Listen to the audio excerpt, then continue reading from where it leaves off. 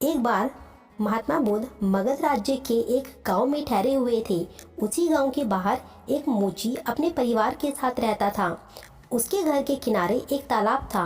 एक दिन वह सुबह तालाब के किनारे पानी लेने गया और वहां उसने देखा एक बहुत ही सुंदर फूल खिल रहा है।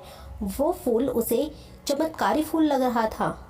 तब मोची ने अपनी पत्नी को बुलाया और वह फूल दिखाया। मोची की पत्नी बहुत ही आध्यात्मिक और धर्म में आस्था रखने वाली थी। पुष्प को देखकर वह समझ गई और कहने लगी, जरूर कल यहाँ से महात्मा बुद्ध गुजरे होंगे।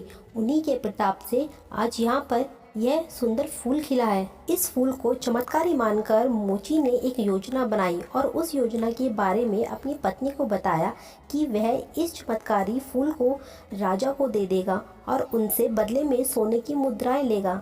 तब उसकी पत्नी ने भी यही कहा कि यह फूल हमारे किसी काम का तो है नहीं, इसलिए इस फूल को हम राजा को दे देंगे, इससे हमारी कुछ कमाई तो होगी। अपनी पत्नी की बात मानकर मोची उस चमत्कारी फूल को लेकर राजमहल की ओर जाने लगा।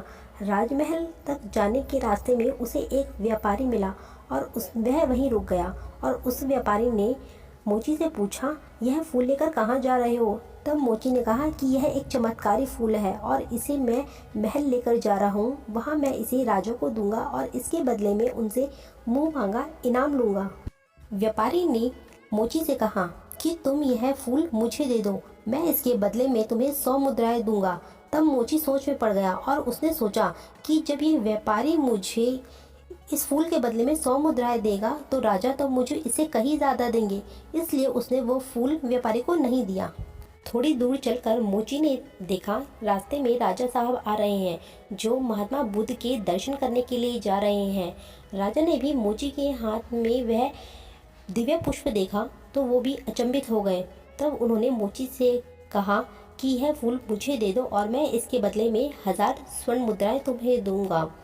राजा की ये बात सुनकर मोची के मन में थोड़ी शंका हुई, लेकिन उसने वह पुष्प राजा को ना देकर वह भागता हुआ महात्मा बुद्ध के पास जा पहुंचा। महात्मा बुद्ध भी मोची को देखकर हैरत में पड़ गए और उन्होंने मोची से पूछा। तब मोची ने उन्हें सारी बात बता दी और उसने वह चमत्कारी फूल महात्मा बुद्ध के चरणों में अर्पित कर दिया और कहा कि पहले तो पुष्प को देखकर मेरे मन में भी लालच आ गया था, लेकिन मुझे अब समझ में आ गया कि जिसकी छाया पड़ने पर एक फूल चमत्कारी बन सकता है तो उसकी शरण में जाने पर तो मेरा जीवन भी धन्य हो जाएगा। इसके बाद मोची जीवन भर के लिए महात्मा बुद्ध का शिष्य बन गया।